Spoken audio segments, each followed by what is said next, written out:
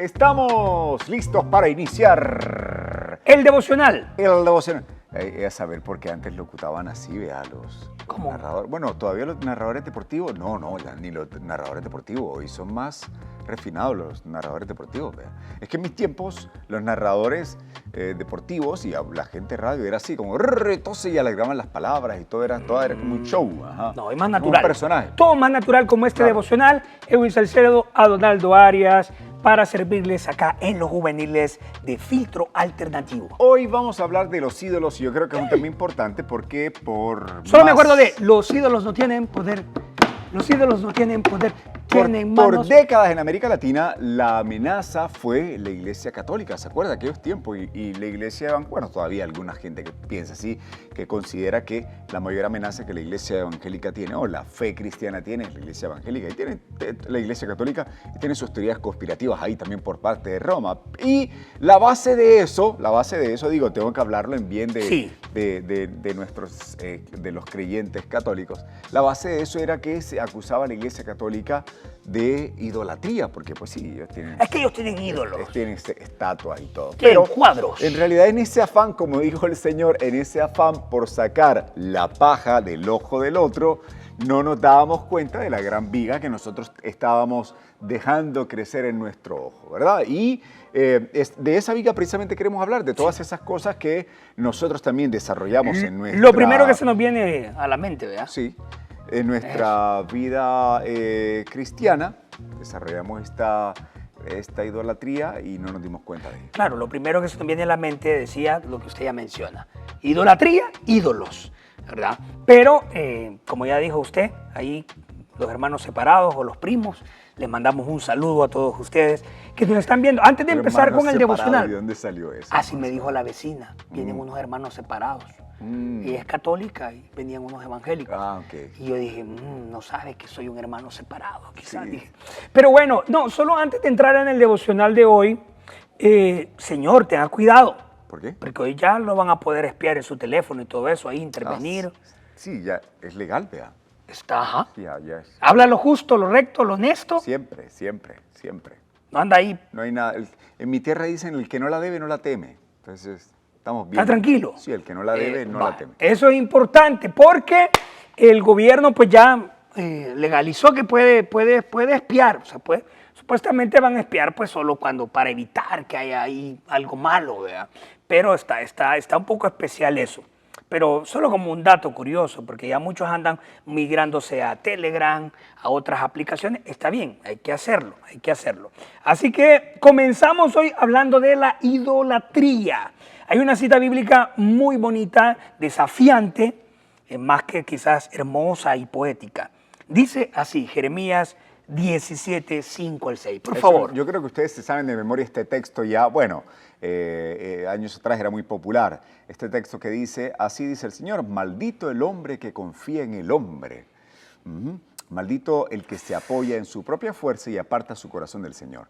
Será como una zarza en el desierto. No se dará cuenta cuando llegue el bien, morará en la sequedad del desierto, en tierras de sal, donde nadie habita. Eso es lo que dice este texto de Jeremías, que también está en un contexto de conflicto donde la nación, ¿no? Está enfrentando su propio proceso de crisis y claro, empiezan a poner su esperanza en líderes políticos, ¿no? En esperanzas políticas. Entonces viene este Jeremías, confronta a la nación con su idolatría y les hace este llamado, ¿no? Le dice, mira, ustedes tienen que volver su corazón al Señor. Y bueno, acá está este texto. Interesante lo clave que son los profetas en este tiempo de Israel, cómo nos enseñan, cómo Dios hablaba a través de ellos para que el pueblo se sacudiera, de su... y a veces caemos en estados hipnóticos ya. Claro. O sea, es decir, caemos en estados en los que la realidad nos parece diferente a lo que realmente es. Y Israel estaba, como ya lo dijo usted, pues idolatrando y dejando de lado las promesas de Dios y estaba apostándole a alguien que no era Dios. Y que Dios. cuando tú ves la historia de Israel, este era un círculo interminable, ¿no? De que ellos de repente... Desde que salieron. Tenían ahí su no sé, ya, ¿cómo llamarlo? Su despertar, volvían a la escritura, Cuando la estaban pasando a mal, los ya, valores, exactamente, cuando tocaban llegaban- fondo. Cuando tocaban fondo, pero de repente se levantaban, les iba bien, y cuando les iba bien, entonces se olvidaban de sus principios y empezaban a adoptar Así somos todos nosotros, los valores a los que ellos tenían que oponerse, entonces los adoptaban, los valores de la intolerancia, de la ambición, los adoptaban y bueno, el Señor los confrontaba con esta idolatría. Hablemos de la idolatría. Bueno, como un concepto general podemos decir que es el amor y la admiración excesiva, escuché bien, que se siente por una persona o por una cosa. Yo lo resumo de otra forma. Yo lo digo, bueno, yo creo que la idolatría, a la luz de la palabra, también es tomar algo y darle el lugar de Dios. Algo me refiero, no sé, puede ser una causa, puede ser una idea, puede ser un plan, un bien también, ¿no? A la vez. Un equipo. Un bien, me refiero a un Soy bien idólatra material. Soy idólatra del Cristiano Real Ronaldo. Madrid y todos esos. No, eso no. Pero Oye, sí, que- no, de que verdad, Vinicius hablando Junior, en que serio, Vinicius. yo sí creo que alguien que tiene muy buenas motivaciones, que tiene el deseo, como hemos hablado en programas anteriores, de progresar, puede convertir su idea o su afán de progreso, por ejemplo, en un ídolo. Sí, o sea, ese concepto me parece interesante. Su idea, es decir, idea representada, por ejemplo, en este caso, en el contexto de El Salvador, todos sabemos, en un partido político, en una figura pública, pues en un también religioso, Sí. lamentablemente, a veces nosotros señalamos Sí. a otros, esos idólatras políticos, pero a veces nosotros también caemos en pequeñas actitudes idólatras. le voy a decir, yo creo que quizá aquí me van a apedrear por esto, Dele. porque no sé si voy a tener Ármelo. tiempo para explicar todo mi punto, pero yo creo que una de los ídolos de nuestras naciones, no solo de El Salvador, de nuestras naciones en general, Latinoamérica. de México para abajo, Suéltelo es para la que- migración. Yo creo que ese es uno de nuestros ídolos. Porque Sí. claro, yo entiendo que hay gente que migra y de verdad pone su esperanza en Dios, porque de repente por Escapan, conflictos, huyen. por amenazas a muerte, huyen. No hay otra Y no, opción. no tenían otra opción.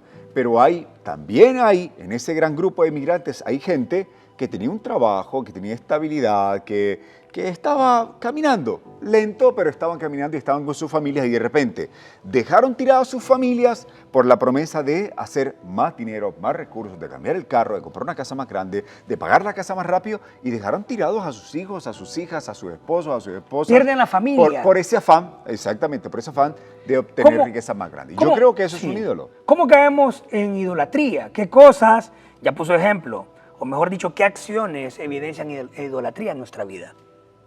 ¿Qué acciones evidencian Sí. idolatrías? Ya puso un ejemplo usted.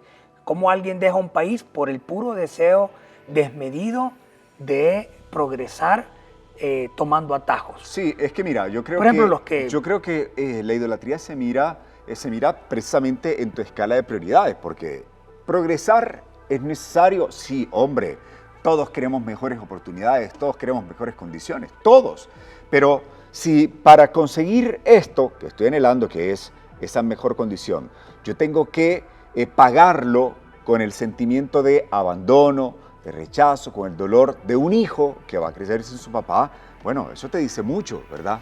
Eso te dice mucho de lo que hay en tu corazón. Entonces, yo creo que la idolatría se mide así. ¿Cuáles son tus prioridades y cuáles son los valores que estás adoptando al poner esta idea en primer lugar? Y si le damos más peso a una idea, a una persona que Dios, caemos en idolatría. Es decir, no es pecado poder confiar en alguien, en un proyecto, pero, o sea, darle a esa persona el lugar de Dios, como ya lo dijo usted, a una ideología, a un sistema filosófico, a una tecnología. Sí. Usted que quiere ahí cambiar de teléfono y que no sé qué, que quiere un transformer porque quiere que... Sí. O sea, yo lo siento un poco que está cayendo en esa...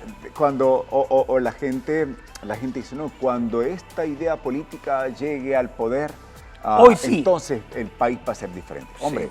yo creo en la política, yo creo en la necesidad de los cristianos incursionando en la política, pero creer que la solución de una nación está en una persona, yo creo que estamos graves. Estamos y eso mal. es una historia repetitiva en todo el mundo. Ya todo el planeta mencionaba Tierra, ¿no? el pecado de O sea, Israel, que tenía que, David cometió el pecado de caer en la confianza militar. O sea, Sí. que su poder se debía a una confianza y una estabilidad militar. Sí, usted habla Hizo de la el historia censo de del David, censo, claro. exactamente, el censo, y viene Dios y lo reprende porque el censo era contar cuántos hombres tengo para pelear. Claro, Yo estaba diciendo, no, es que mi confianza ya no está en lo que Dios está haciendo en el plan de Dios, sino si tengo suficientes hombres para pelear o no. Pero nos pasa, eso lo podemos trasladar entonces a nuestra actualidad, que ya no contamos soldados, pero sí contamos candidatos, ¿no? Y yo creo que No, pero como también iglesia... soldados. Sí, También también, soldados. en pero el no, país. pero creo que como iglesia tenemos que ser activos políticamente, críticos políticamente, ejercer nuestros derechos ciudadanos, ¿no? Participando en crear, en hacer sociedad, pero sí creo que debemos de cuidarnos, ¿no? También Pero si vámonos, estamos ok, sembrando ahí lo vemos al nivel nacional y está bien, pero vámonos a la vida práctica. También a veces podríamos nosotros, y yo he caído en este problema en momentos claves de mi vida, podríamos Sí. empezar a idolatrarnos a nosotros mismos, es decir, tener sabiduría, que nuestras ideas y nuestra manera de razonar ponemos la confianza en eso. O sea, la fuerza está en que mi filosofía, mi idea, mi manera, mi conocimiento, yo en eso me voy a apoyar y no me importa lo que me digan, ahí voy y tengo estos recursos y me voy para adelante. Entonces, eso también es una acción idólatra. Hay un punto de equilibrio ahí. Usted está hablando de no confiar plenamente o no poner toda nuestra confianza en nuestras capacidades, En nuestras ideas, virtudes, en que yo nuestras creo ideas. que es la manera que tiene que ser y punto. Sí, no, pero hay un punto ahí de equilibrio, porque tampoco podemos caer entonces en la baja autoestima de que, No, bueno, yo soy una ese es el rata, otro extremo. yo soy una basura, yo no sirvo para nada, entonces tampoco, no. Somos lo que Dios dice que somos hijos de Dios, somos sus siervos, somos sus instrumentos, somos sus... no, eso somos. Pero, como dice Donaldo, yo creo que cuanto más dotados somos, creo que cuanto más ricos somos, creo que cuanto más posibilidades tenemos, más debemos ser dependientes de la misericordia de Dios. ¿Por qué? Porque tenemos la certeza entonces de que dependemos de la bondad de este Dios misericordioso, generoso, amoroso, que guía nuestras vidas y no en nosotros. ¿no? Nuestra gran confianza no es si entro o no entro, si camina o no camina, si puedo, si no puedo, sino si la misericordia del Señor está ahí trabajando a mi favor. Se dice fácil, pero no es fácil. Sí. Porque cuando te está yendo bien, o sea, vas avanzando, te sale la beca, estás como en tu mejor momento físico, sentís que Dios te respalda, a veces ya dejas incluso de congregarte, empezás a ser más independiente y ahí es donde nuestro corazón empieza a endurarse. Pero mantener esa dependencia de Dios, eso es humildad. O sea, mantener esa dependencia de mis disciplinas espirituales, yo estar cerca de Dios, sirviendo a la comunidad, eso realmente va a marcar una diferencia en si yo caigo en actitudes idólatras o mantengo la humildad y mantengo en mi primer lugar a Dios. Mira lo que enseña lo que nos muestra este pasaje. Eso le iba a decir. En el versículo 5 dice, cuyo corazón se aparta del Señor. Es una de las cosas que vemos en el texto. Y nos está recordando entonces que maldito, volverse... es una maldición. Es una maldición porque volverse hacia algo que no es el Señor, poner nuestra confianza, nuestra esperanza plena en algo o en alguien que no es el Señor, entonces es alejarse del Señor también. Es caer en idolatría. Exactamente, sí, como tú dices, cuando yo tengo... Y esta tentación es perenne del ser humano. Totalmente. O sea, alejarnos, que nuestro corazón se aleje de Dios, está así, a un paso. O sea, yo en un paso puedo alejarme de esa dependencia de Dios, de esa humildad. El verso 6 dice, Ajá. será como una zarza en el desierto. Y tú sabes, la zarza en el desierto, por supuesto, es una excelente metáfora porque la zarza es un árbol que no da fruto, que vive en condiciones difíciles. Los desiertos suelen ser muy calientes y en la noche son muy fríos. No produce ningún fruto. En El Salvador le es llamamos raro que vas a chiribisco. encontrar... Es un chiribisco, es un árbol casi seco, ¿no? Estos arbustos, las zarzas, son este tipo de arbustos de los que no puedes esperar ningún fruto, ¿no? Que va a producir algo bueno. Y el texto nos está diciendo que el que aparta su corazón del Señor y pone su confianza en el hombre o en su propia fuerza, se convierte como este árbol. O sea, va a tener una vivencia difícil, ¿no? Y también, por supuesto, mucho más difícil va a ser encontrar fruto en esta persona. O sea, tarde o temprano se va a secar, va a desaparecer. Por ejemplo, hemos hablado en otros temas de la codependencia y su desafío. Es decir, cuando yo dependo siempre de lo que mi líder me está diciendo, no me muevo si mi líder no dice nada de una palabra, pero también... Ese es un extremo. Y el otro extremo también es no ser independiente yo a encaminar en mi comunión con Dios Sí. y crecer en esa comunión. Claro. Y depender siempre de lo que otro está diciéndome y de lo que otro está caminando. Y entonces ahí es donde yo no empiezo a ser productivo. Sí. Porque no tengo yo una dependencia personal de Sí. Dios. Entonces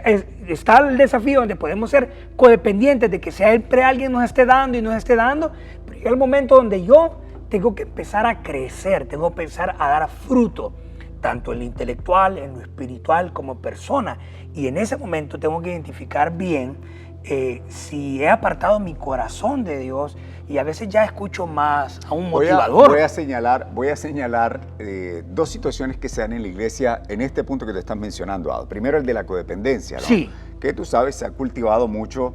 Yo creo en la honra, yo creo en la autoridad y creo en eso porque eso es parte Y de la está escritura. sujeto a una autoridad. Sí, claro. A un pastor. Claro, por supuesto. Saludos, Saludos pastor. ahí el pastor Castillo.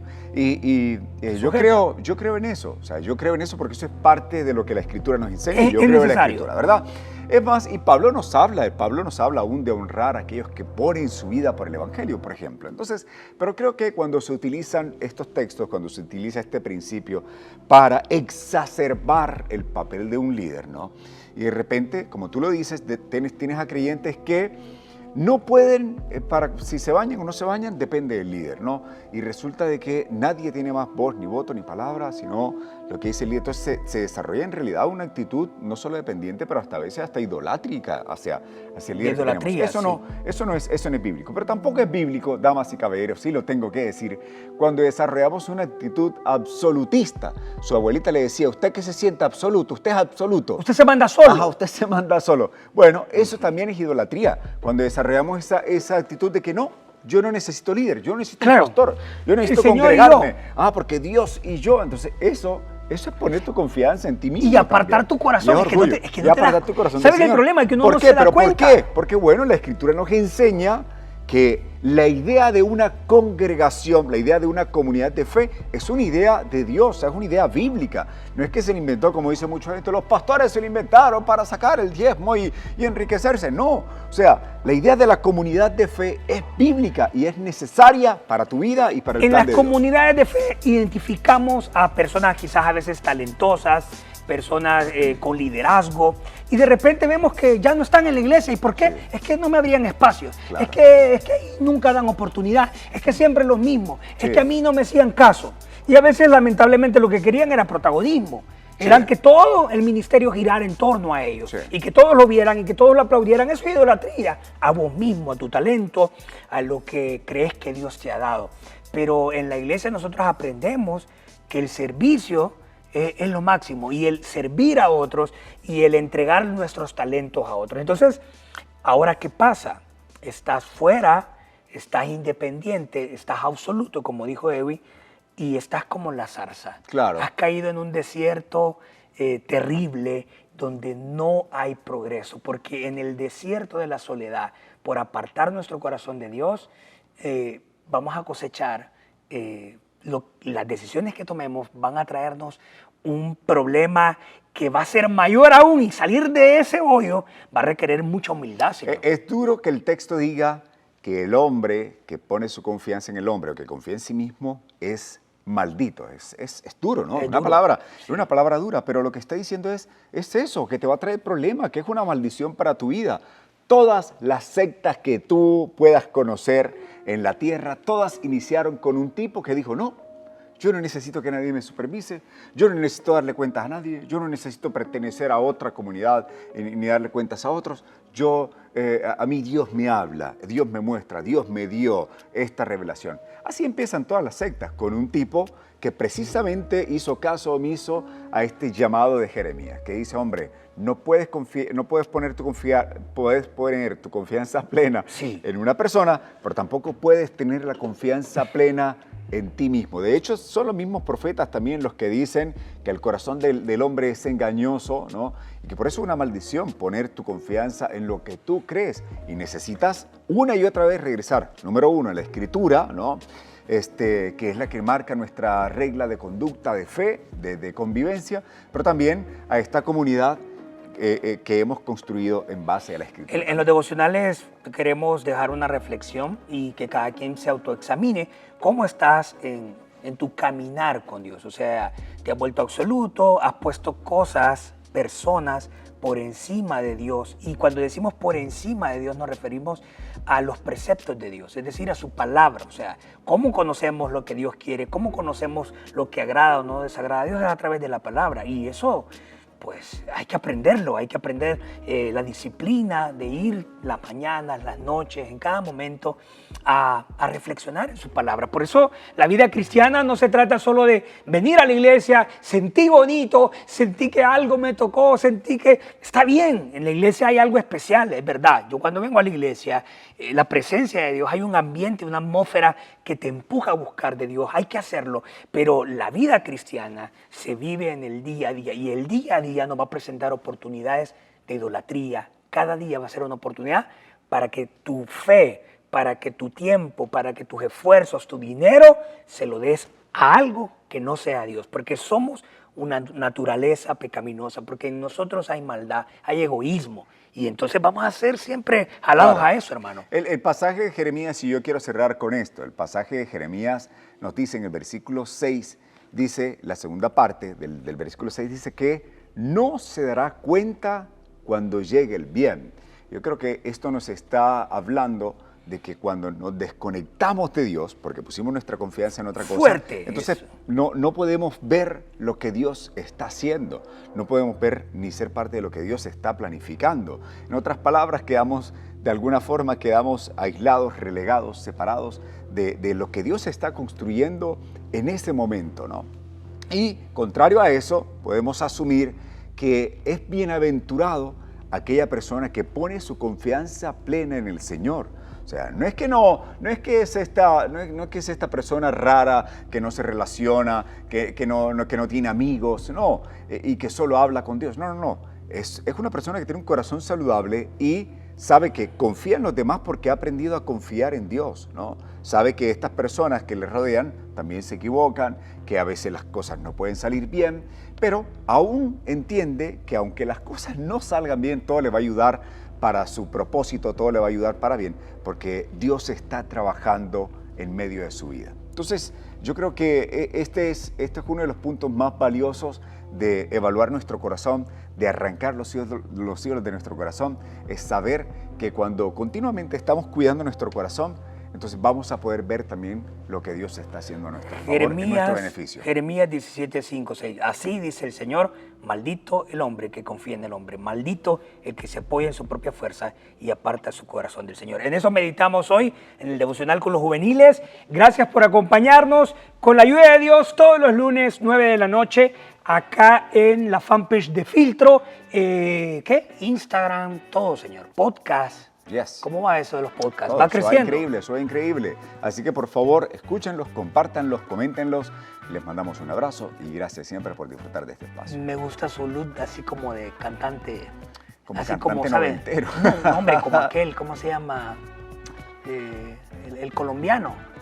Vive la esperanza, ¿cómo era? No sé, Carlos Vive, Fonseca. Fonseca. ¿Quién? Señores, no se dejen apartar del camino por esas voces que les rodean. Hoy, chao.